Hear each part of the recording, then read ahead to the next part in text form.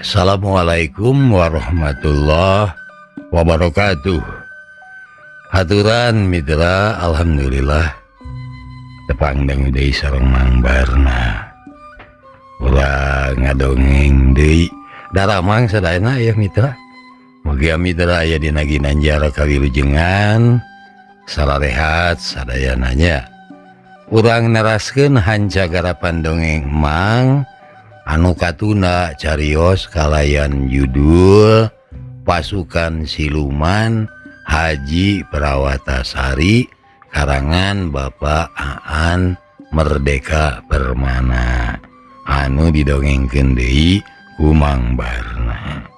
Mitra kaum dangu hanca anu katuna waktu dinten kamari upami telepat mah parantos dugi ka tepogoh sia malan calinci cenah cikene geus ngagunakeun jurus Hisanaya acan garing bibir sia teh ayeuna geus perak deui wae ceuk Ki Kartadita mapanas nyero dia supaya ngaculkeun elmuna.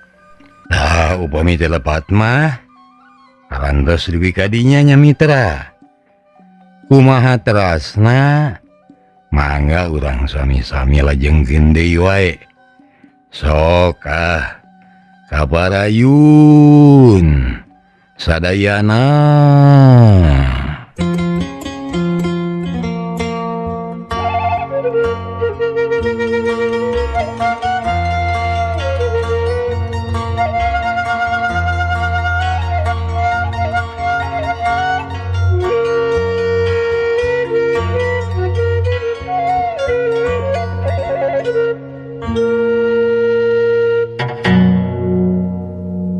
Ari geus, ai teh kudu ngagunakeun ilmu naon atuh? Gunakeun ilmu aing atuh. Bisa ge henteu? Heueuh diajar heula. Matak sia ngajedog jeung aing. Pikeun ilmu Hisanaya jeung geuwat ku guru ka aing. Di mana sia ngalawan Hisanaya gunakeun ilmu aing. Sageprakan ge koyor eta mangkeluk teh. Ceuk Ki Kartadita bari inget kana kajadian di pendopo pamoyanan.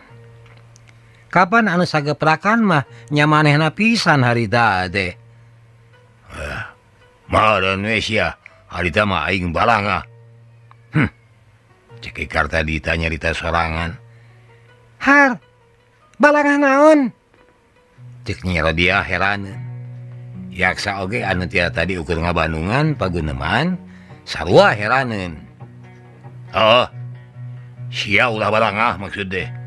Mun loba balangah tang tu bakal kaala deungeun. Ceuk Ki Kartadita mengparkeun omongan. Sok kumaha? Daek teh sia gabung jeung aing. Gabung naon? Heueuh pan sia teh geuleuh ka Hisanaya. Nya kitu. Ari terus? Da aing ge sarua geuleuh ka manehna. Tuh, siaksa oge kitu deh. Ijidun. Jadi kurang tiluan teh sabarana mah saihwan jalma-jalma anu ijid ka eta mangkeluk. Ceuk Ki Kartadita. Saihwan kumaha? Nasa perkara kitu aing jeung sia dina ngalawan si Sanaya teh. Nya dia sacaritana anger sugal. Nyatang tuh henteu saperkara. Ngan anu eces urang tiluan sarua hayang males pati ka si Sanaya. Namatak alus nama urang gabung we. Ceuk Ki Kartadita. Di omongan kitu pikeun sakadapan mah nyira dia teh ngahulang we. Badaek ro dia. Sak bae asal. Asal naon ro dia? Asal siaksa usir ti dieu. Ceuk nyara dia. Nah bagai jadi gitu? Nya naha jadi gitu? Ceuk Yaksa diprotes. Sabab sia mah teu oleh ganggu bae ka aing. Geuleuh aing maka sia teh. Tema nyira dia inget bae kana mangsa ka tukang-tukang. Wah aing eta mah dijamin. Ceuk aing ge mun siaksa ganggu kasia Rojali sangaran teh Hadiah. taknya Rodia manehna pasti di podaran ku aing. Ceuk Ki Kartadita anu nemalan mah. Hari kitu anaman. Atuh ari geus adu tawar kitu mah Nyi Rodia teh kakara daek gabung jeung Ki Kartadita. Ceuk pikirna bakal leuwih alus bareng jeung nu sejen. Tibatan hirup sosoranganan mah. Ngan anu jadi cucuk rungga teh didinya aya yaksa. Malah ceker entes hatena Nyi Rodia. Keun wae kita da Ki Karta geus janji yen si yaksa teh moal deuk ganggu ka aing. Mitra kaum dangu, Ki Kartadita teh teuing kunaon bet boga kapanasaran ka sanaya teh. Bisa jadi meureun dume basa adu hareupan di pendopo pamoyanan Ki Kartadita teh sasat eleh ku sanaya. Sasat manis sageprakan pisan. Tapi bisa jadi deui Ki Kartadita oge ngarasa henteu resep ka sanaya. Sabab ku Ki Kartadita sanaya dianggap saihwan jeung Kanjeng Dalem Wiratanu. Ari Ki Kartadita kapan teu weleh ngamusuhan bae ka Kanjeng Dalem Wiratanu teh dumeh dianggapna Kanjeng Dalem teu pati keyeng nyang hareupan kumbeni. Padahal ari kahayang Ki Kartadita mah sakumna jalma anu mangkuk di tatar priangan kudu samiuk sauyunan ngalawan kumpeni. Ki Kartadita bisa jadi teresep ka sanaya teh sabab basa manehna ngajorag pendopo rek ngarebut kursi kakawasaan padaleman sasat dihalang ku sanaya. Ki Kartadita anu harita geus sanggup ngukumpul balad anu aya di jeroeun padaleman akhirna bubar katawuran jeung sabagian mah dicangkalak tur ditibanan hukuman. Ceker entes Ki Kartadita ngageremet dina hatena kurang ajar cenah si sanaya teh. Balukar dipegat-pegat ku manehna cita-cita aing jadi teu kahontal. Atuh kitu sababna mitra pikeun nyacapkeun kapanasaran. Ki Kartadita ngahaja nahan Nyi Rodia. Ceger entesna Ki Kartadita lamun nyaho muridna ku aing ditawan eta mangkeluk tang tu bakal nyusul-nyusul aing. Awas ya ulah sambat kaniaya sanaya.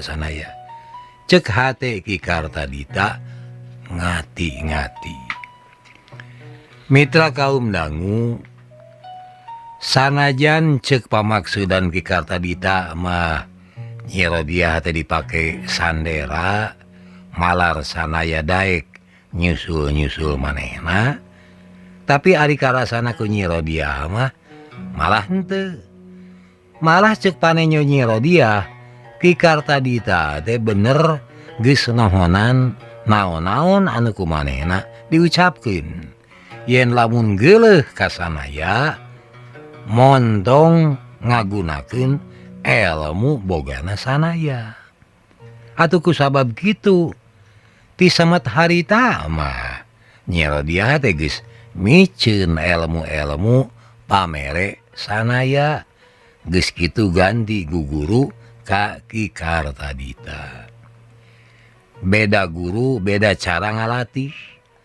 Mana anu alus jeung mana anu goreng. Ku Nyi Rodia mah geus henteu perlu dibandingkeun. Ngan anu eces Ki Kartadita mah ngawarahna teh basajan pisan. Henteu liur henteu matak puyeng kahartina teh kaharti pisan. Ari sedangkeun sanaya mah mun ngaguruan teh sakapeung sok matak puyeng anu narimana sok teu pikahartieun. Model pangwarahna sawatara waktu ka tukang samemeh bengkah jeung Nyi Rodia cek sanaya teh mapagahan omat cenah dia ieu teh lain ilmu gelut, lain ilmu jang maehan sasama. Amang teu ngawarah sia hampang leungeun babari nganiaya deungeun.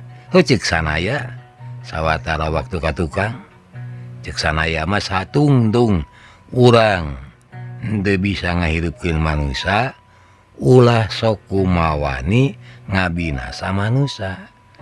Ukuran jahat jeung teu jahatna manusia eta mah gumantung kana pangajian urang. Pon kitu deui alus gorengna jelema sagalana sok gumantung kana kapentingan urang sorangan. Tak sabab gitu manusia mah teu sampurna dina ngajen kaayaan manusia. Siapa mau ulah sok kawanianan nangtukeun nasibna manusia. Keun bae da eta mah aya nu ngaturna. Heuh ceuk sanaya harita waktu ngaguruan. Jadi bapak kitu mah di mana urang disirik pidik ku batur montong dilawan. Nya antap kitunya. Ceuk Nyi Rodia teu sugema ngadenge eta kecapan ti sanaya. Malah ceuk sanaya deui nyatang tue lain hartina kudu kitu. Sing inget kapan urang teh cenah boga hak keur hirup. Tah di mana urang diganggu ku deungeun nya di dinya urang boga kawajiban mertahankeun hirup urang. Urang wajib melaan diri lamun dina melaan diri nepi ka kudu tarung begalan pati. Heug batur anu eleh lain hartina urang udar tina papageun hirup anu mimiti. Ibarat maung, majar maung sok maehan jalma, padahal lain kitu. Mun maknya dina hiji waktu manehna maehan jalma bisa jadi alatan hirupna kausik ku urang, atawa bisa jadi manehna hayang mertahankeun hirupna. Urang ge kudu kitu. Cek sanaya panjang lebar waktu harita. Anu teu kurang-kurang mata klieur keur Nyi Rodia mah manehna teh dipahing ku sanaya malar ulah ngabiasakeun maneh ngagunakeun pakarang. Cenah cek sanaya harita waktu cacarita amang mah malah sok hemeng ka jalma anu ngahaja nyieun pakarang mani paseukeut-seukeut mani pamatih-matih teh aya jawara anu kolu ngolesan pakarang ku tua atawa racun. Naon eta perluna? Meureun eueuh deui perluna mah nya eta yang maehan sasamana. Ku harianeun aya jalma lah lih meureut euteuk nyiptakeun pakarang anu tujuanna teh tayelian ukur jang maehan sasamana. Mematak amang mah moal ngawarah sia supaya ngagunakeun pakarang. Pan geus eces urang mah geus dibere pakarang keur nang tayungan awaknya eta leungeun sapasang jeung suku sapasang. Kitunya. Ceuk sanaya deui. Eta papagah ti sanaya. Tapi beda deui jeung papagah ti Ki Kartadita. Da ari ceuk Ki Kartadita mah hirup urang teh ukur gumantung ka urang. Pikeun bisa nanyirkeun ajen diri urang, nya urang teh kudu bisa ngelehkeun batur. Ari ceuk Ki Kartadita mah jalma anu katemong hengker mah moal diajenan deungeun. Nu matak supaya batur ngajenan supaya batur leuwih mentingkeun urang batan urusan maranehna sorangan, urang teh kudu sanggup nemongkeun wawasen urang. Bisi teu percaya geracig cenah kusia titenan kahirupan jalma-jalma jegud anu baroga kakawasaan. Saupama dalem ngontrol kapilemuran henteu dipenta oge rahaya teh mani boro-boroan mere mawe. Sasat naon anu aya di jero imah brak dibudalkeun di patengahan. Paribasa hoyong karaosan ku kanjeng dalem. Leuwihna ti kitu anu eueuh ge diaya-ayakeun da nya eta ku hayangna kanyahoan hormat ka kanjeng dalem. Eta perbawa naon? Eta teh tayalian iwati perbawa ajen anu nerap dina diri urang. Kesabab kitu ajen teh kudu direbut.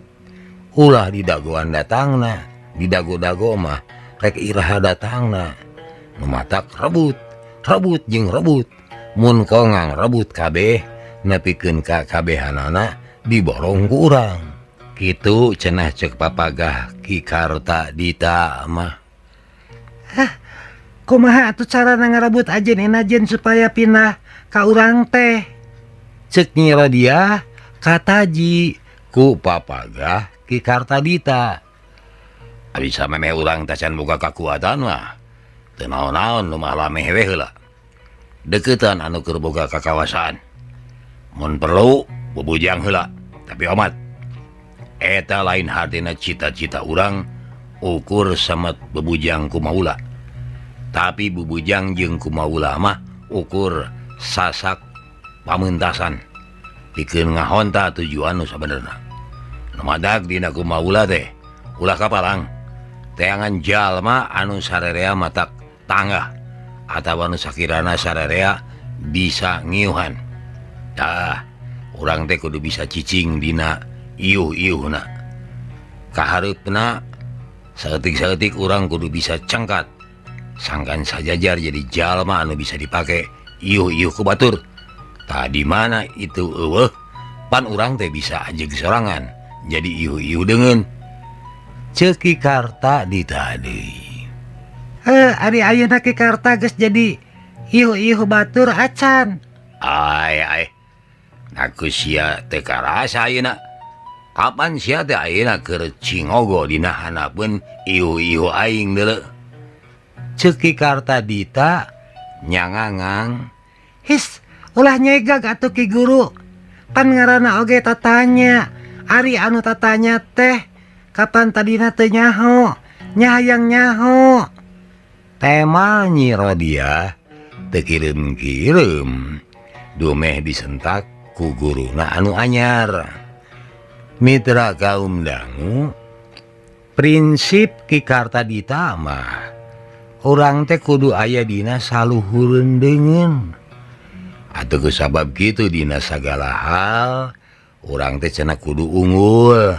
Nyatang teu bae dina urusan-urusan anu leuwih khusus deui. Contona mun batalaki jeung batur nya urang anu kudu unggul. Mun bitotama jeung batur sarua kudu urang anu unggul. Tah supaya unggul urang kudu bisa ngagunakeun uteuk.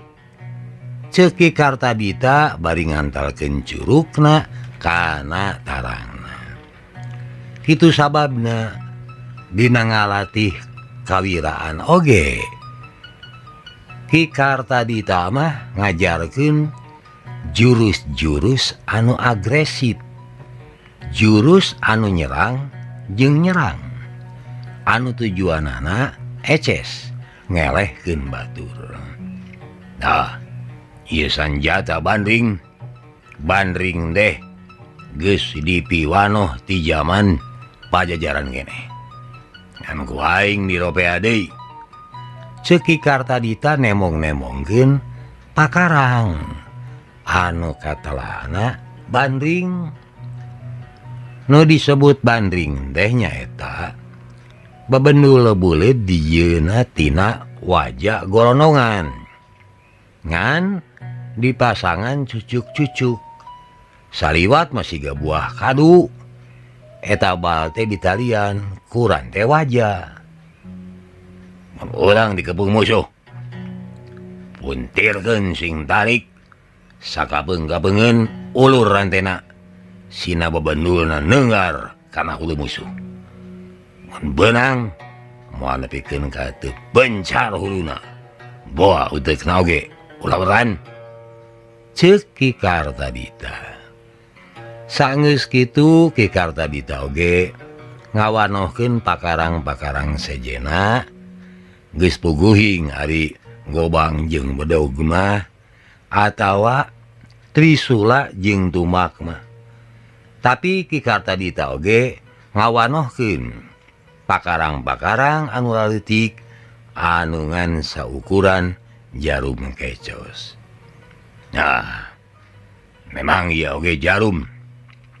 Man lain jarum parandi ngaput, tapi parandi maehan musuh.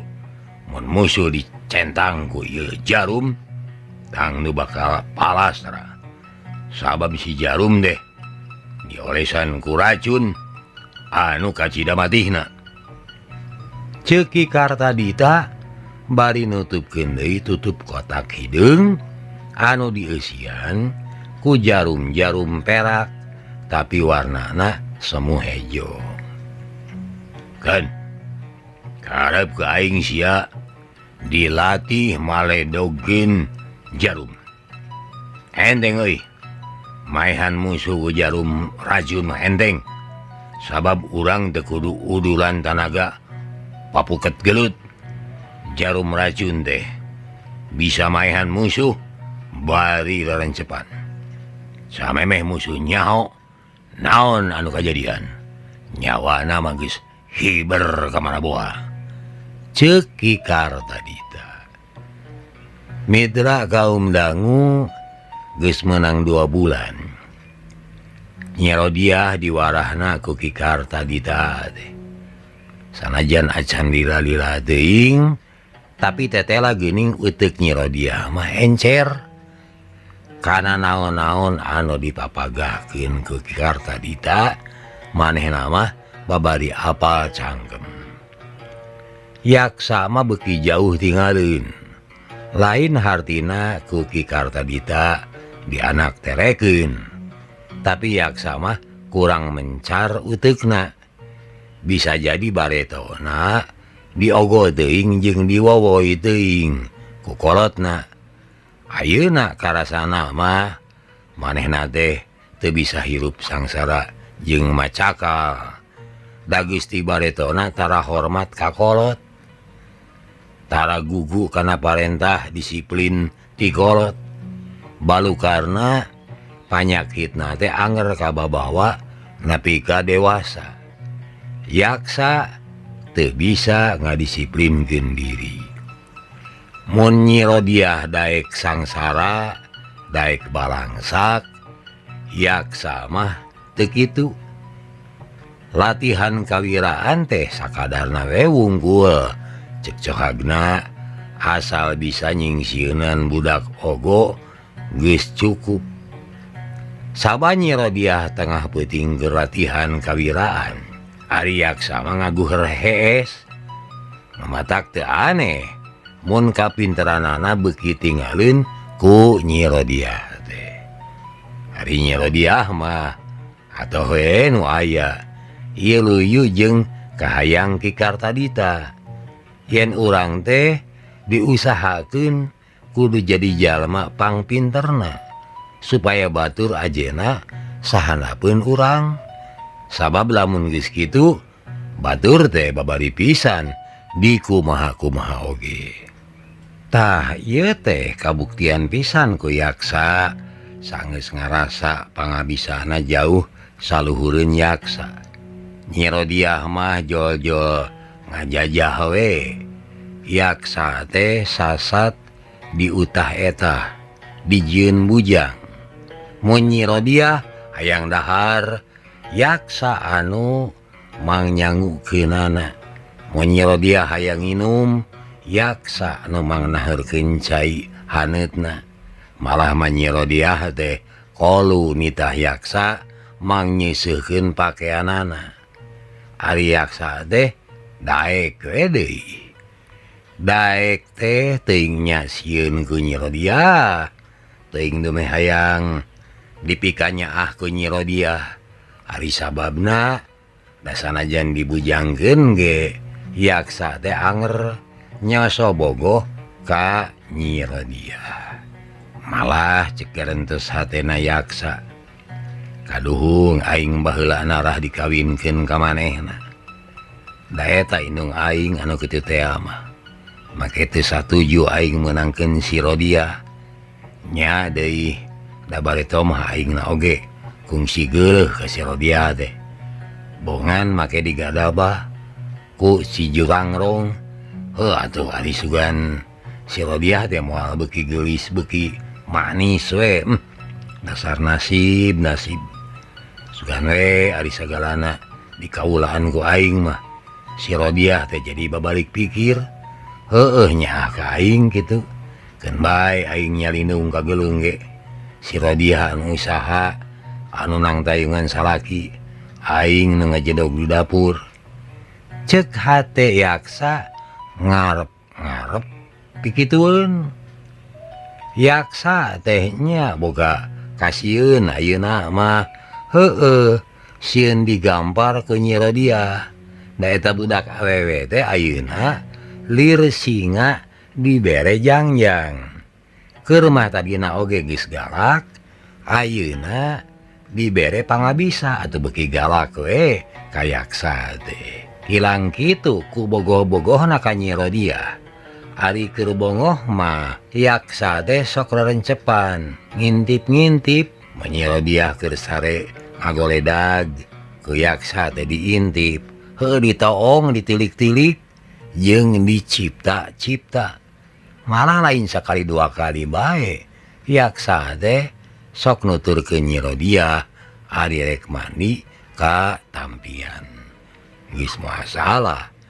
Naon deui anu dipigawe ari lain rek ngintip anu keur mandi mah. Mitra kaum dangu ari dina hiji waktu basa Yaksa keur moro sasatoan leuweung anu sakirana bisa dipake dengan sangu ti jauhna kabireungeuh rentang-rentang jalma.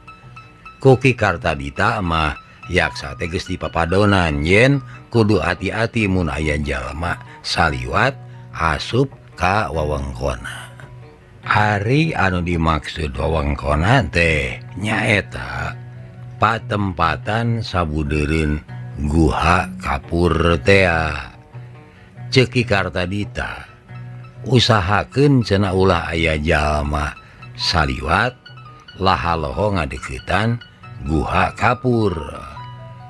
Guha kapur teh tempat panyumputan urang anu kacida di Rusia geunana. Nu matak sia kudu hati-hati, sia kudu bisa ngajaga dipahing batur ulah nepikeun ka nyaho ka eta tempat. Ceuk Ki Kartadita mere amanah. Nu matak basa hari tak aya jalma kukulamperengan ka eta wewengkon teh henteu antaparah. Ku Yaksa mah langsung we diserang ngagunakeun tumak anu tita tadi dibabawa. Suduk gebrak. Aduh. Yaksa ngagorowok basa tumakna ditakis terus cangkengna ditejeh ku eta jalma. Kurang ajar sia kumaha wani ngalawan aingnya. Ceuk Yaksa tapi bari masih keneh papalangkingan. Ari sia weureuh sugan. Kunaon sia teh bapuguh rek ngabinasa aing ha? Ceuk hiji lalaki anu umurna saluhureun ti Yaksa. Sia jalma jahat kudu dipaehan. Temal Yaksa bari cangkat. Tapi ukur sanggup cengkat sabab cangkengna masih keneh nyerieun. Jalma gelo sugan. Mendek ge sia nu jahat mah. Teu gugur teu angin rek maehan aing. Ceuk eta lalaki. Ceuk Ki Guru, sakur anu lahaloho ka dieu kudu dipodaran. Meureun mana sia kukudu nuan ka dieu oge. Tangtu jalma jahat. Temal Yaksa deui. Jalma weureuh meureun guru sia mah. Jalma weureuh. Ngomong eta lalaki. Yaksa ngagugudag amarahna. Dume eta jalma kumawani nya campah guruna. Aduh ari kanyerina rada ngurangan mah ngan sarentang bae Yaksa teh narajang ka jalma anyar pinangih teh. Der bae galungan. Ari mimitina mah saimbang. Ngan beuki dira beuki kanyahoan. Tingkat pangabisana teh leuwih alus jalma anu anyar datang teh. Atuh ari geus ngarasa kapeped mah ngan gelobok bae Yaksa teh minta tulung ka Nyi Rodiah. Mitra kaum dangu Yaksa mah teu nyaho teuing keur aya di mana Nyi Rodiah teh. ngan anu penting maneh nama ngagorowok we heula. Sabab mun teu kitu manehna bakal beki ripuh jadi bulan-bulanan musuh. Rodia, tolong Rodia, bantuan kami Rodia, tolong. Yaksa ceceleuweungan ngageroan Nyi Rodia. Hah? Baru sia wawuh ka Nyi Rodia? Cek eta lalaki kageteun. Lain nggerawuh deuleu. Aing mah bogoh ka manehna teh bogoh. Walon yaksa agul. Dumeh batur nyahoeun ka Nyi Rodia. Tapi ngadenge pangakuan yaksa. Serangan eta lalaki ngadon beuki ningkat. Atuh tekung silila oge. Yaksa teh geus kabeunangan deui bae. Plak. Peletak. Aduh. Yaksa aduh-aduhan. Barang ngarek ditengeul deui ti gigir aya nu ngakis. Plak. Ai geuning, bener we si aya di dieu dia. Ceuk eta lalaki. Hah? Aya naon siga anu nyusul-nyusul kami Sumaji? Ceuk Nyi Rodia nyahoeun. Yen jalma anu nyiksa yaksa teh horeng Sumaji mitra Sumaji. Atuh ari geus kitu mah begalan pati teh ngaradak eureun. Rodia, tulungan kami, belaan kami. Rodia, eta mangkluk teh jahatna ka bina-bina. Ceuk yaksa nyerenteng ngadeuketan tur nyalingker tukangeun awak Nyi Rodia. Nyi Rodia ngeser nangtungna sabab mung dideuketan. Rodia, kami teh hese bele kenengan sia dibelaan larabalang sakalaparan di jalan.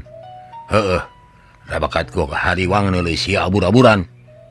Ceuk Sumaji ngadeuketan Nyi Rodia. Malah sigana terek sagep-gepeun nyakelan leungeun Nyi Rodia. Alatan sono mun teu era aya jalma sejen mah. Nah make kudu disusul-susul. Padieu teu naon-naon deuleu. Ceuk Nyi Rodia henteu katemong hegar. Dumeh tepung deui jeung Sumaji. Adik kami mah malah hariwangna oge segede gunung. Sieun kitu sieun kieu kami mah dibelaan kurang monok da batin teu geurnah bae. Ceuk Sumaji. Heeh, bagus mentong kudu kitu. Da eces pan aing mah henteu cecel henteu bocel. Walon Nyi Rodia rada kucem. Rodia, geuning sia wauh jeung eta jalma teh. Kade kudu hati-hati. Siga-siga jahat geuning. Ceuk yaksa. Rada teu geunah dumeh Nyi Rodia wauh jeung eta lalaki. Boh yaksa, boh Sumaji memang teu papada wawuh. Padahal sabenerna mah dina waktu anu bareng. Maranehna duaan teh kungsi aya di Gunung Goyang. Yaksa dibawa ku Ki Maskara, ari Sumaji dibawa ku Ki Ragapati. Ngan bebuhan jalma anu daratang kadinya teh jumlahna ratus-ratus urang. Atuh duanana oge teu pada apal. Hari ayeuna sia arek ka mana? Cek Nyi Rodia. Hari sia geus puguh jauh di jugjug anggang di teang teh. Hayang nepungan sia. Nya arek ka mana deui atuh? Ari lain arek babarengan deui jeung sia mah.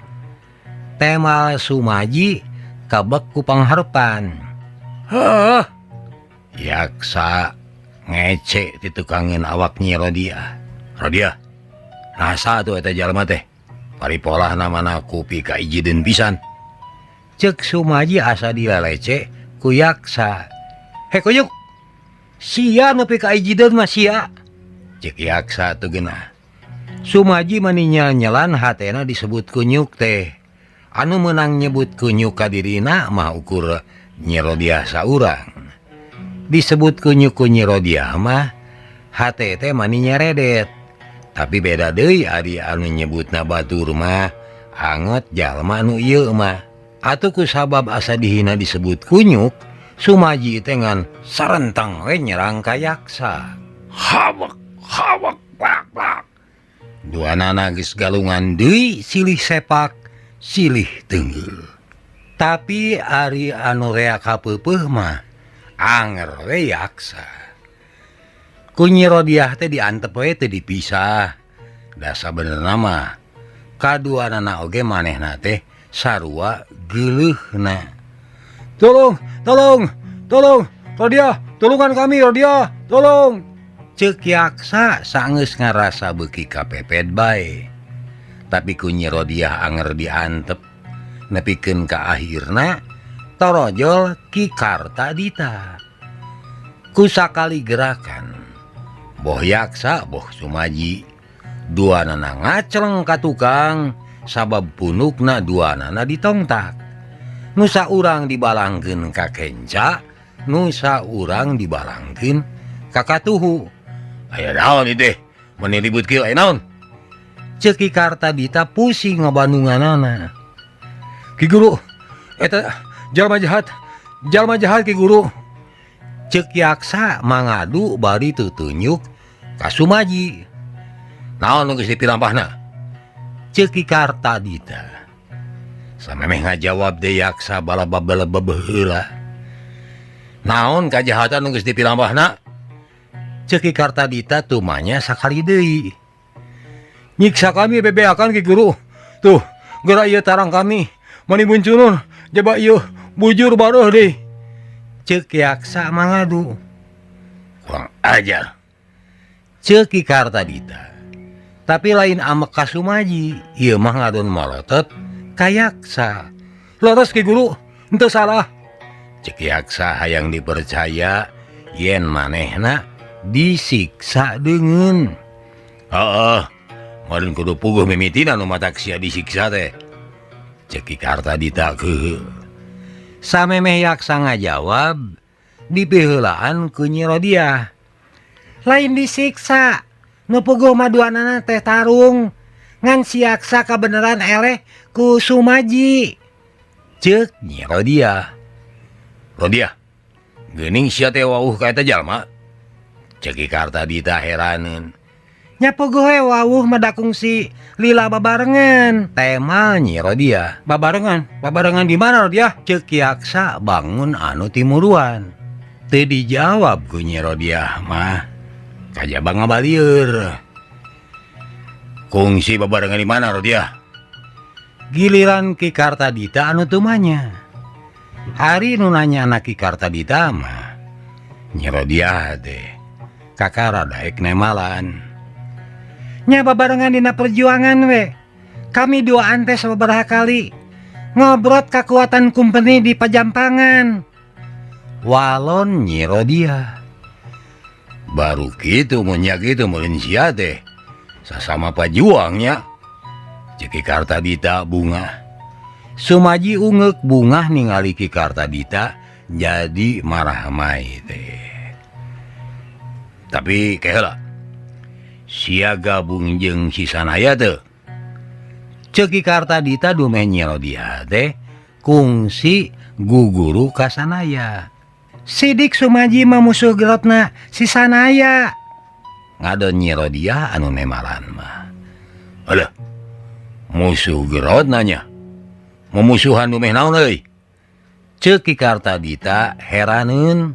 Sumaji masih kene acan nemalan. Sabab kaburu dipiheulaan ku Nyi Rodiah. Si Sanaya teh geus maehan pamajikan Sumaji. Samemeh dipaehan, digadabah heula. Ceuk Nyi Rodiah. Sumaji neuteup ka Nyi Rodiah. Satadina mah kumanehna arek dibantah. Sabab ayeuna mah pan Sumaji oge geus nyaho yen Sanaya teh henteu boga dosa. Ngan waktu pateuteub jeung Nyi Rodiah bet aya hate lebar saupama manehna balaka anu sabenerna mah. Malah ceuk geurentes hatena Sumaji mun ku aing disebutkeun yen Sanaya henteu boga dosa meureun cilaka aing teh bakal kalengitan Nyi Rodiah. Sabab kana tangtu Nyi Rodiah teh bakal ngurangan kaceuceubna ka Sanaya. Keun wae mending antep we sina kitu pamanggihna. Heuceuk hate Sumaji. Baruk si Sanaya teh jahatna nepi ka kitu nya. Ceuk Ki Kartadita reuwas. Sabab ari manehna mah teu nyangka sanaya milambah kajahatan.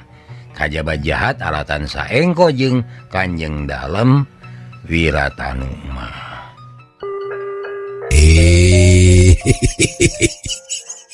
Cager para mitra hanyakal kabujeng nengnong.